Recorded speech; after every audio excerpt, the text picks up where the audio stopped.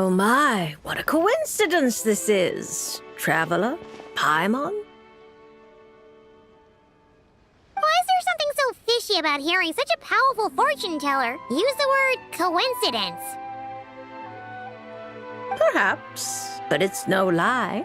This truly is a pleasant surprise. As a descender from beyond this world, the traveler's fate is not anchored in Tevat. Hence why most fortune tellers, including myself, are unable to predict your future. But happily, this particular coincidence couldn't have been any more fortuitous. I recently happened to glimpse a peculiar omen. And since I had some free time, I decided to perform a brief divination and follow the omen's course. Just for a spot of fun, you understand. Oh yes, and while I was following this omen, I caught a few ethereal threads of fate and glimpsed the faces of their owners. Here, take a look for yourselves.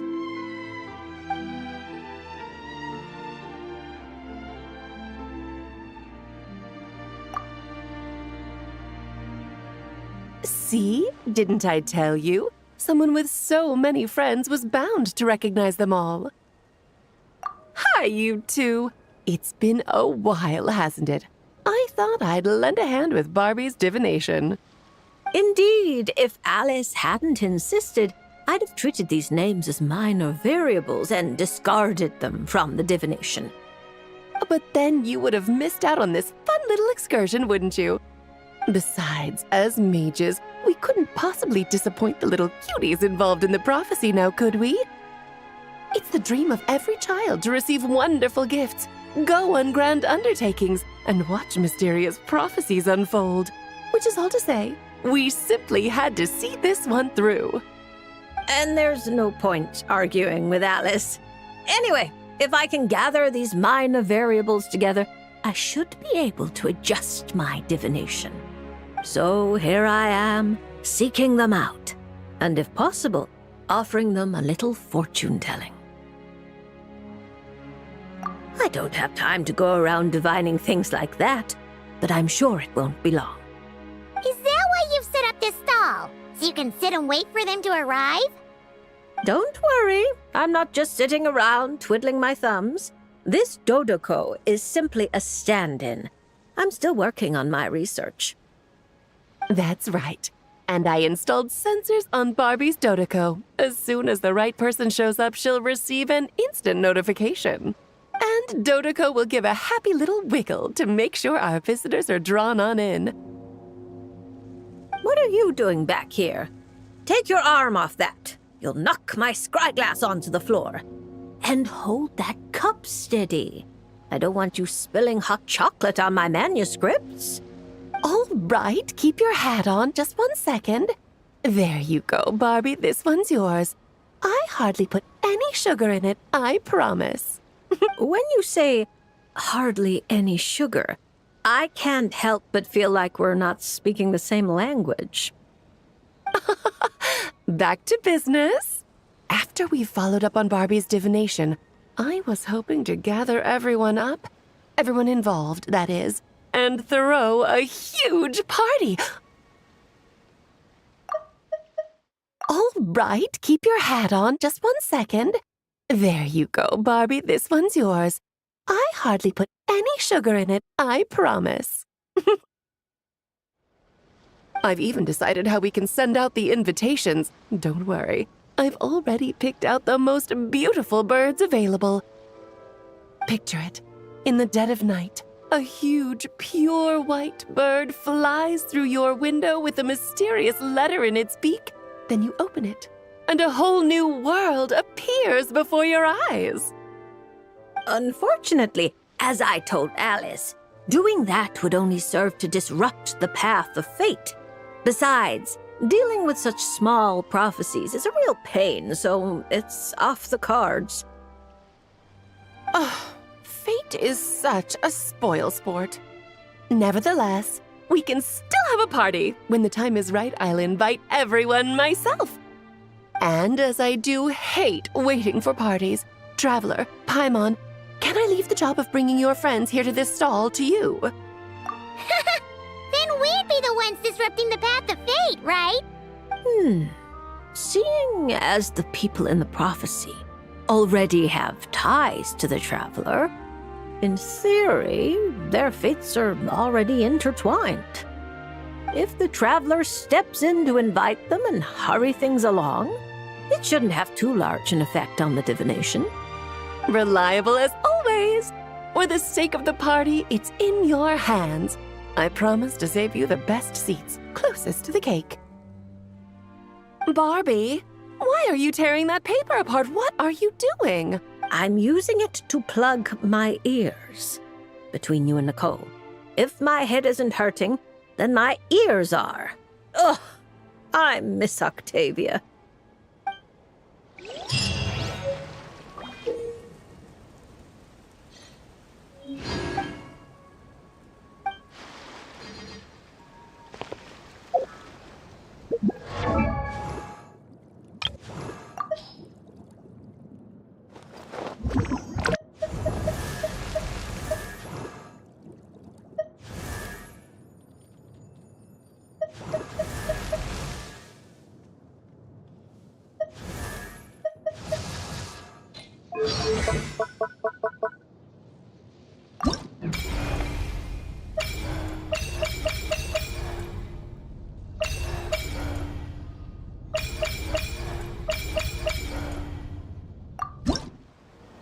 Are you sure you can't make a copy of this card back for me?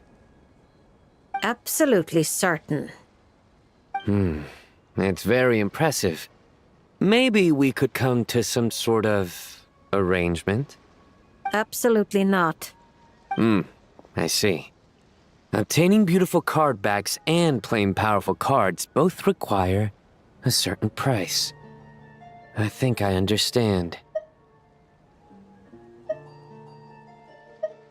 Hey, you don't know why Sino's here? Maybe he came here to... I sure did. That's my buddy, all right. We're on completely the same wavelength. Seriously? There's a small gathering of TCG players taking place here in Fontaine.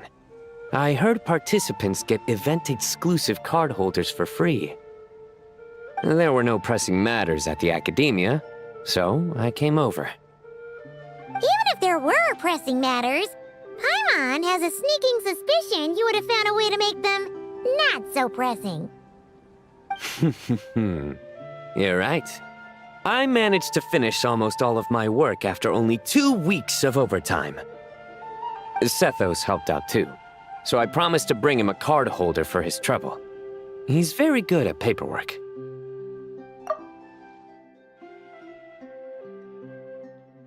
Well then, General Mahamatra, are you going to draw a card or not? Of course. You say this card will predict my future, right? Technically, not quite. But it's unlikely to cause much trouble if you choose to understand it that way. I see. Is this like that line in Duel Master? Stake your fate on the next card in the draw? And now, it's my turn to draw.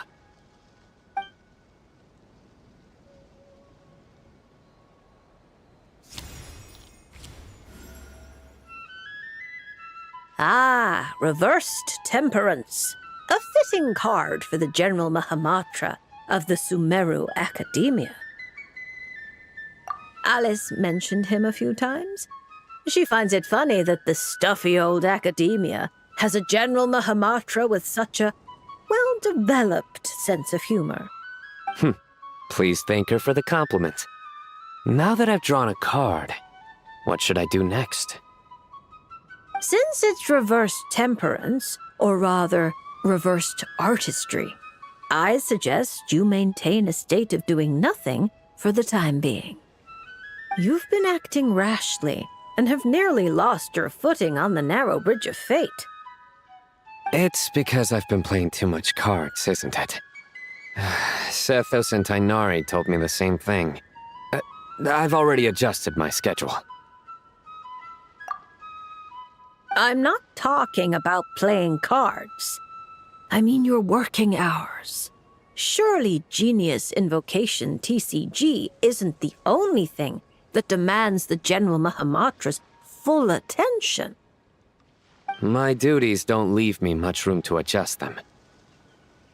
You're used to bearing the pressure of such a busy schedule alone?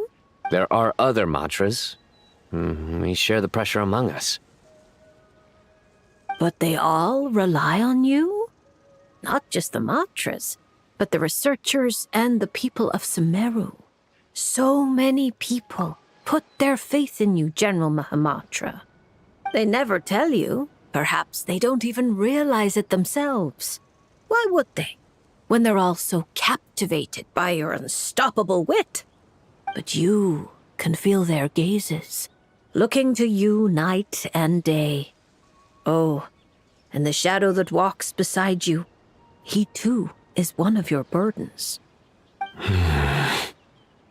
You're used to leading the way, carrying the burdens of others. I think, perhaps, this is the reason for your imbalance. I have many friends. One of them just happens to be a genius who goes by the name of Invocation TCG. So it seems you have no intention of resting. There's no time to rest. Indeed. For someone such as yourself, if the inner battle is endless, then even death won't mark the end of duty. Take this lunar arcanum.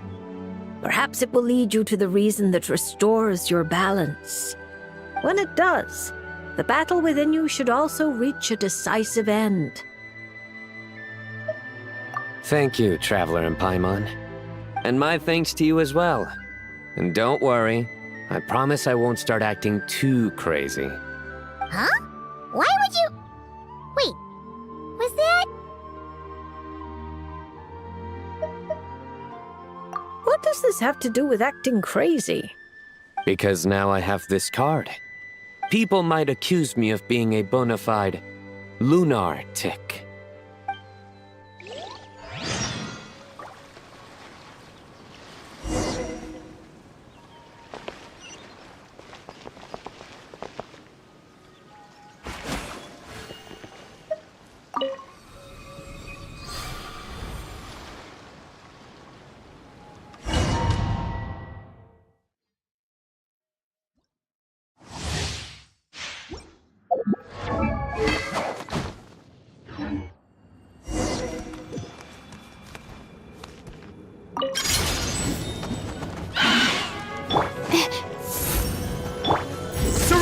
Judgment is upon you.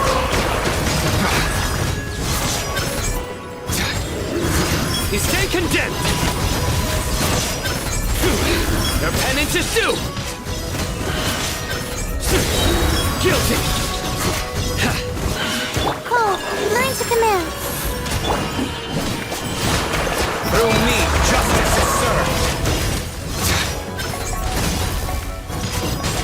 You stay condemned. Guilty!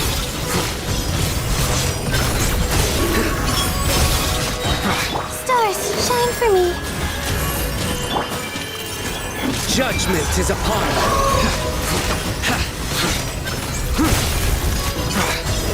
You stand condemned. Your penance... Fuck.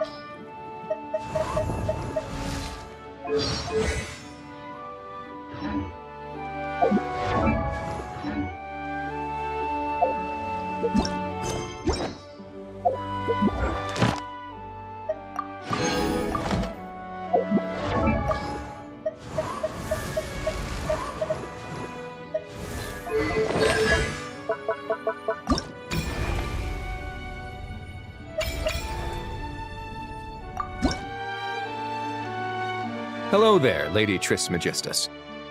Oh, such perfect pronunciation. I can only assume we share a friend.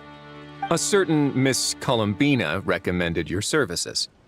A very unpredictable lady, that Miss Columbina. I'm sure your encounter must have been full of surprises. It sure was. Unpredictable is the perfect word. Pleased to make your acquaintance. The name's Risley. Le Duc Soulot, in the flesh. It's a pleasure to meet you. I wouldn't have thought such a great mage as yourself would have heard of me. I'm honored. Or perhaps you saw my arrival in the stars, Lady Trismegistus.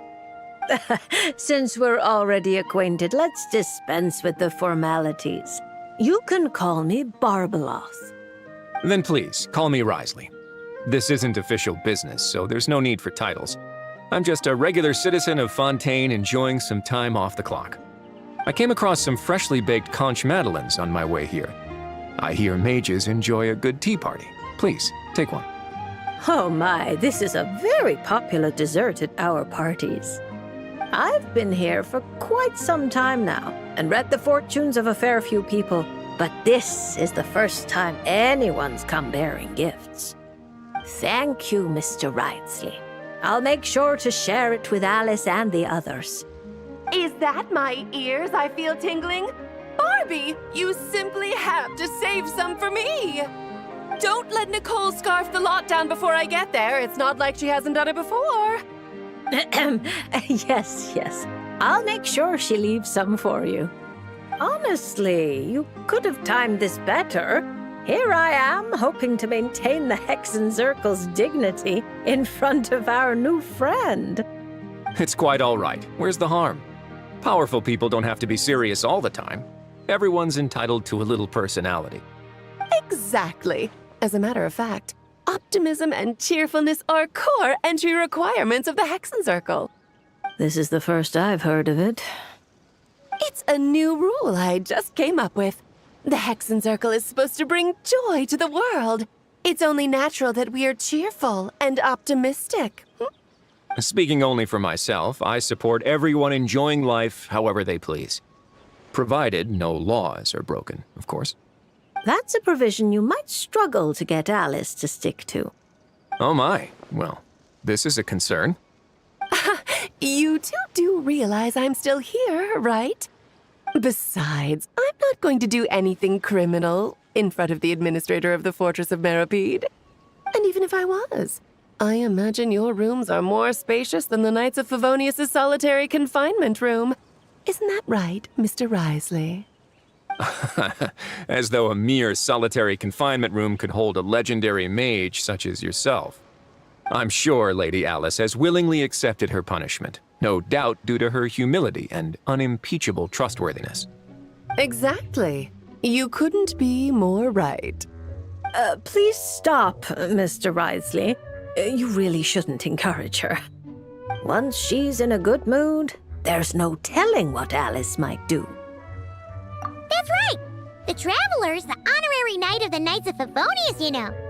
No talking bad about the solitary confinement room behind his back. Does that mean it's up to the honorary knight to chase down escaped mages? That would make for a wonderful show. Please be sure to invite me. You just love watching the drama unfold. Still, Paimon didn't expect you to come here by yourself, Risley. That saves us a trip underwater to fetch you. Speaking of which, it's about time we got down to business. Mr. Risley, whether out of respect for Miss Columbina or as thanks for your confectionery, please draw a lunar arcanum. Perhaps a gift from fate lies hidden within. Does that count as a prophecy? You could say that. Then no Fontanian would fail to take it seriously.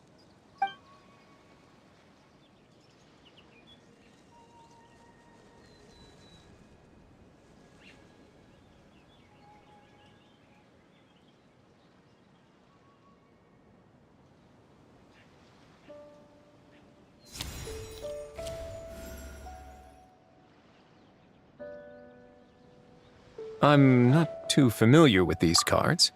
This one appears to be...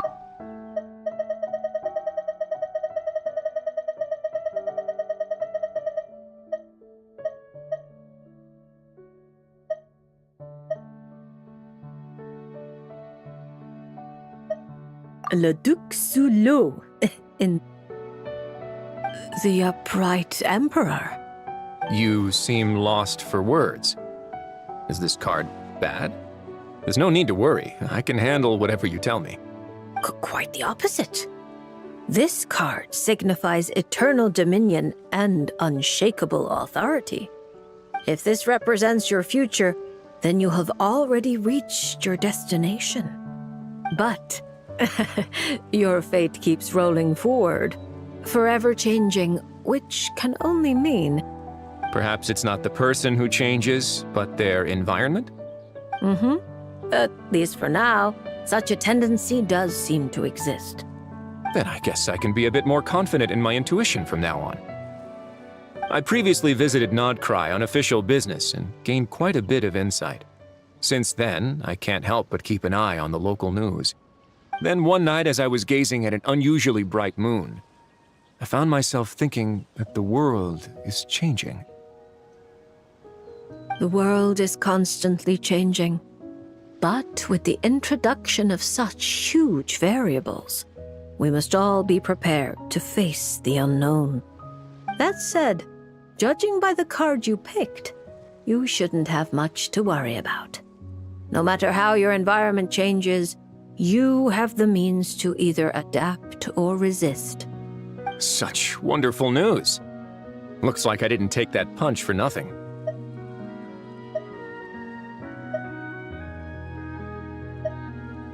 As a matter of curiosity, I have a somewhat presumptuous question to ask.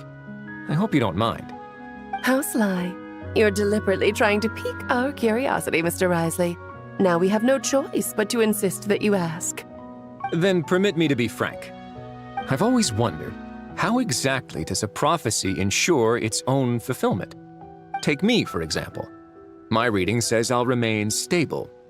But what if, after hearing this prophecy, a sudden rebellious urge takes hold and I immediately do something impulsive? What would happen then? For example, what if... Sure, let's go with that. Are you really dragging that back up again? Oh. No, don't you even... What a happy coincidence. I just so happen to know a very skilled explosives expert. I can't recommend her highly enough. But then the honorary knight will surely act as her guardian, stepping in at the critical moment to stop anything bad from happening. And that is how the prophecy is fulfilled. She sounds like quite the destructive force. Huh? Are we talking about Klee? Risley probably doesn't know that Klee is Alice's daughter, right?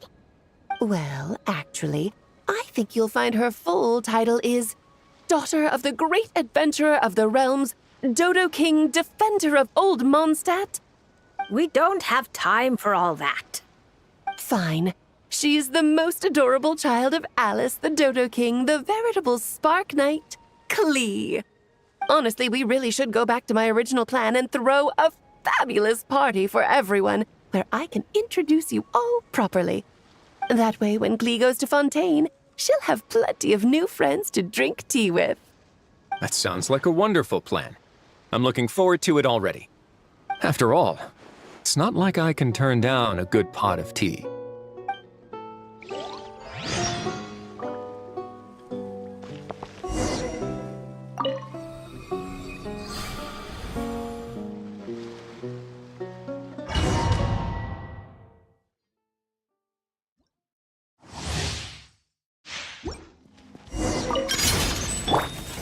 By royal decree, Midnight Phantasmagoria! A moment, please. Stay cool and face your gift.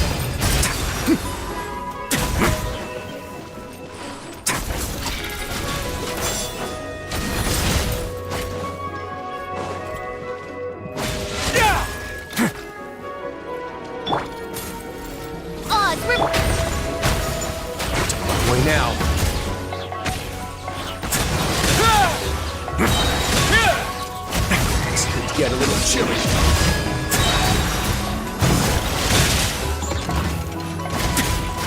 As you wish, mein Fräulein. A moment, please.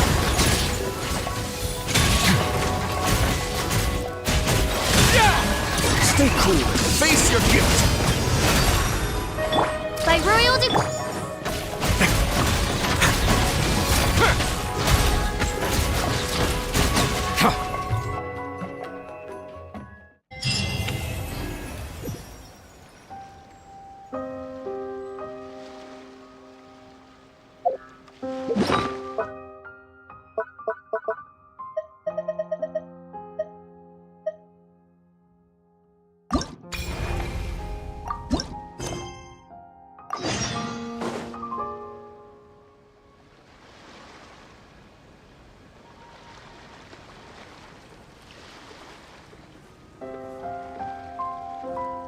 Is it coming back to you yet, Chi-Chi?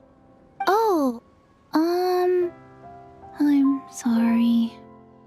There's no need to apologize. We still have a long way before we get to the Palais Mermonia. Let's keep walking for now. I'm sure you'll remember where your home is soon. Look, it's Chi-Chi! And she's with the Melozine! Huh. That's a combo Paimon wasn't expecting to see. Traveler and Paimon. You know Chi-Chi? Fantastic news! I ran into her while investigating near Lumidu's harbor. Judging by her size, I figured she was a human child. She is a child, right? I am...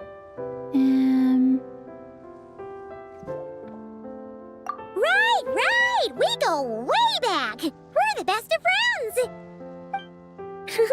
Quick thinking.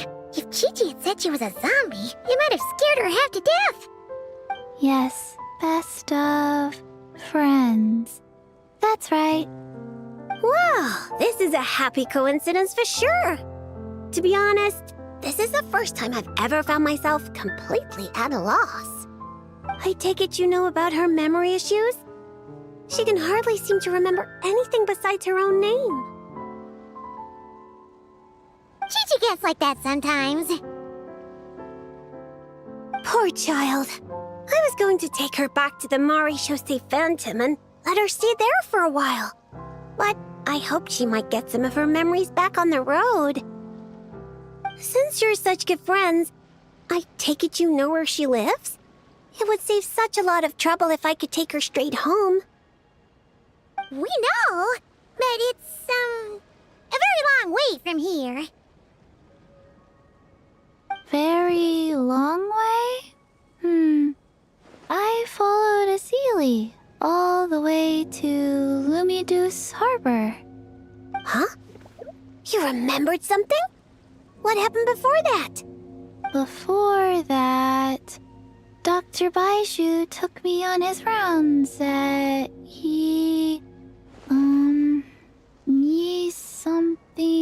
something. I went to gather herbs and then... Oh! Baiju took you to Yilong Wharf, right? Detective Paimon thinks she knows what happened. Baiju took Chi-Chi to visit patients at Yilong Wharf. She got lost while gathering herbs, saw a Sealy, and followed it all the way to Lumidu's harbor. Good thing Paimon and the Traveler read Robin versus Chesterton. Simple deductions like these are a piece of cake for Paimon now. Aha! Well, that checks out. I'll take Chi-Chi back to Yilong Wharf right away. Dr. Baiju is Chi-Chi's guardian, is he? He must be worried sick.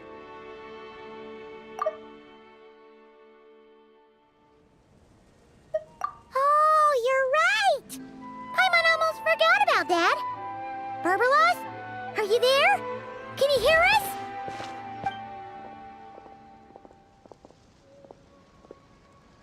No need to shout.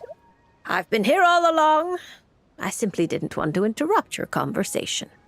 Listening is the default state of any good fortune teller. This Seeley's so-called guidance could also be considered the guidance of fate.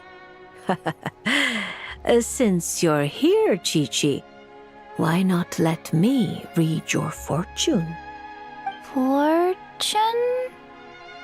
Oh dear, Barbie, allow me to interject. You're really not suited to talking to children, you know. You're scaring the poor girl. Let me take this one.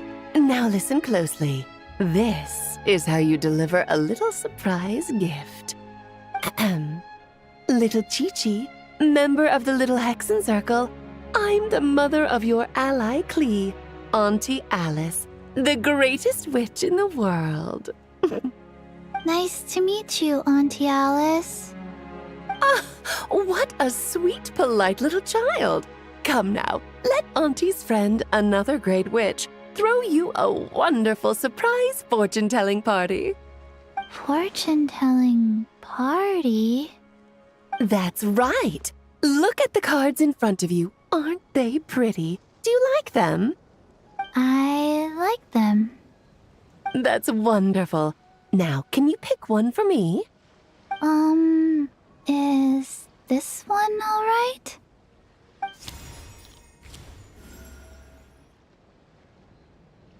Of course. And because you were so wonderfully well behaved, that card is yours to keep. Thank you. All right, Barbie, break time's over. Come help little Chi-Chi with her reading. Oh, you don't need to shake me awake. I've been listening the whole time. Upright hanged man. Very few people draw this card. That means you're very special, Chi-Chi. It symbolizes transcendence and waiting, and also detachment from the everyday world. There are shackles that bind you, but you yourself have no desire to break free from them. Shackles? Do you mean my orders? At least on the surface, you wouldn't be wrong to understand things in such a way. As for your future, all you need to do is wait. Of course, it's not like you lack for time, but... Oh my, how strange, how very strange. Hold up a second, you're saying too much at once. Give the poor child a moment to breathe.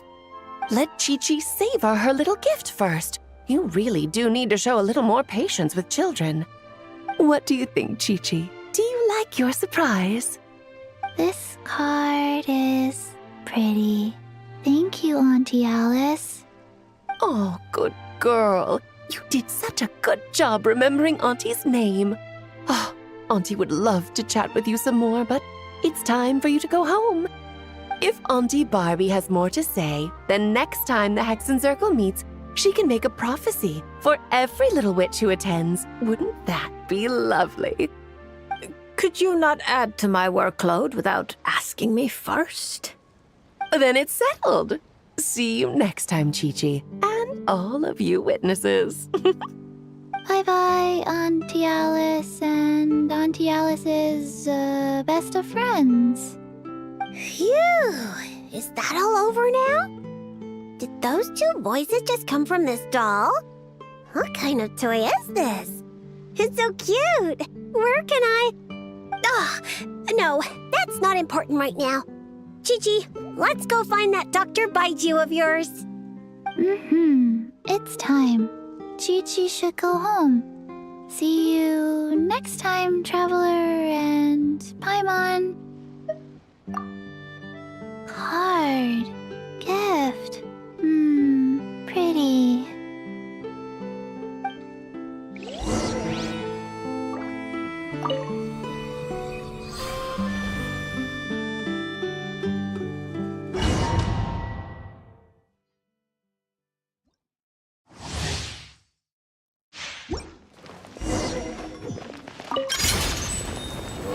Opening box of Adepti Tricks. Nowhere to hide. Speed of light. Hey!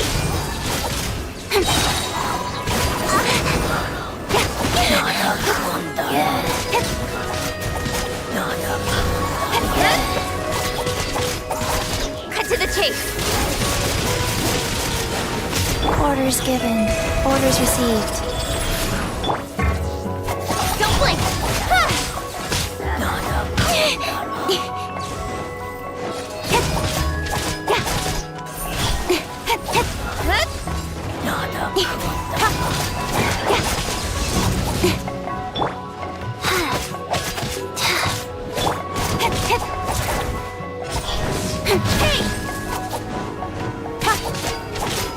Rise. Nowhere to hide. Opening box of Adeptitrix.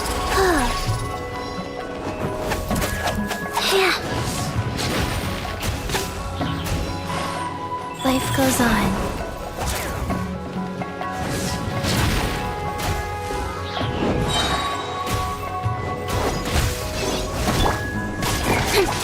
Incoming!